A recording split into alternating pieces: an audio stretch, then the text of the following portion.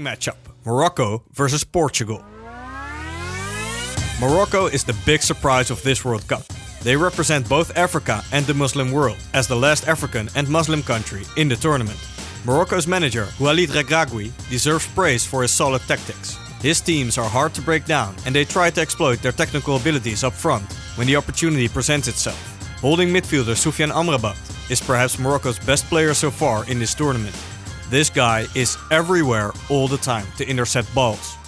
I asked Moroccan journalist Youssef Ghazouani once again for his perspective now Morocco have made it to the quarterfinals by beating Spain. Here's Youssef. Against Spain, Morocco showed that they are not afraid of anyone. Players like Soufiane Amrabat and Hakim Ziyech have shown the world that Morocco is far from finished at the World Cup. What is great about Morocco is that players who have received their education in different countries can still form a collective on the field. Against Portugal, Morocco will once again let the opponent make the play, just like Spain. I predict that the match will end again in a draw after 120 minutes and that Morocco will win a penalty shootout. Yalla ya Usood! Portugal made it through the round of 16 by absolutely humiliating Switzerland.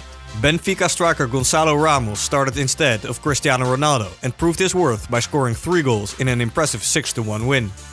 This will hurt Ronaldo and his enormous fanbase, but Portugal simply looked better without the legend up front. It'll be interesting to see though if this Portugal team will be able to find the net as easily versus the well-organized Moroccans today. Next up, England versus France. Jordan Henderson! England take the lead! For Giroud, a flash of space! A flash of brilliance! My colleague at 433, James Threlfall, is English. This is how he views the tournament so far and what he expects from the game against France. Hey Sam, I don't think going into this World Cup, many people will have had England down as ones to watch, especially after a pretty terrible Nations League, where after lots of people were kind of calling for Southgate to resign. But the World Cup so far has been pretty good for us. It's been looking good. I think my main concern has been kind of around that struggle to get the first goal. Once we get a first goal, we get a second or a third fairly quickly after that. But the first goal seems to be, a bit of a mission at the moment. Harry Kane as well. I was a little bit worried that he kind of wasn't, in the mix as much as we'd like, as, a very reliable goal scorer for us usually. But he scored against Senegal the other day. So hopefully he's kind of into some nice form now. And the other point worth kind of mentioning is Senegal looked great the other day, especially at the start of the first half. And yeah, I think some of those mistakes that we made at the back, if we do that against France, like Mbappe and co are not gonna let us have that. They're not going to be missing. We make those kinds of mistakes and we are going to be punished. So yeah, I think we've had a great run so far. I think we maybe need to tighten up a little bit at the back. And yeah, we'll see. I think it's going to be a really tough game. France probably favourites to take it, but I'm hoping England can give them a good run for their money. England breezed past Senegal in the round of 16 with another brilliant performance from star boys such as Bukayo Saka and Jude Bellingham. The three Lions haven't conceded a goal in their last 3 games, but they'll face Kylian Mbappé today. The French striker is the top scorer of the World Cup with 5 goals so far.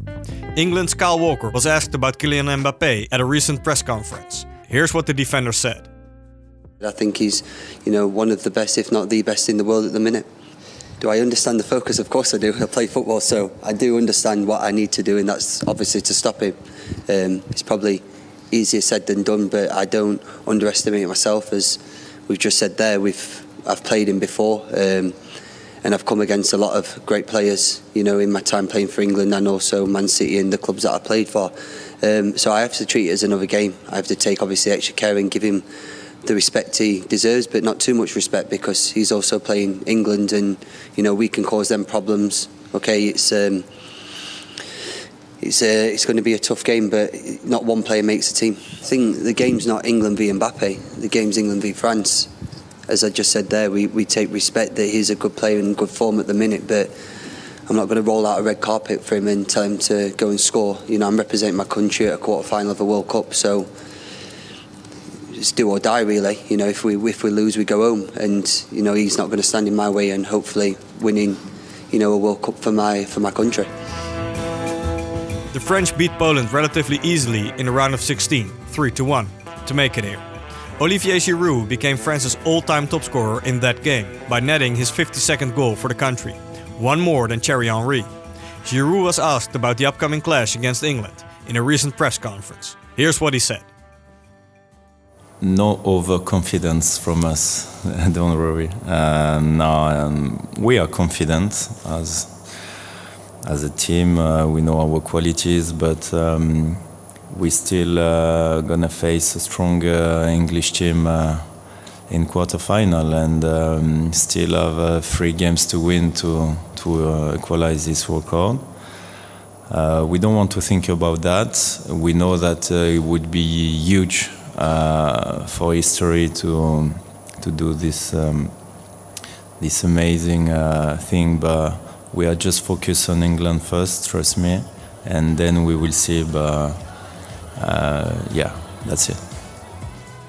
So, we have 2 fascinating quarterfinals to look forward to today. Morocco versus Portugal and England versus France. I hope you have a great World Cup day and check out all the other content we make, like the breakfast show and the Every Beautiful Game vlogs. We'll see you again tomorrow. Look how far we've come.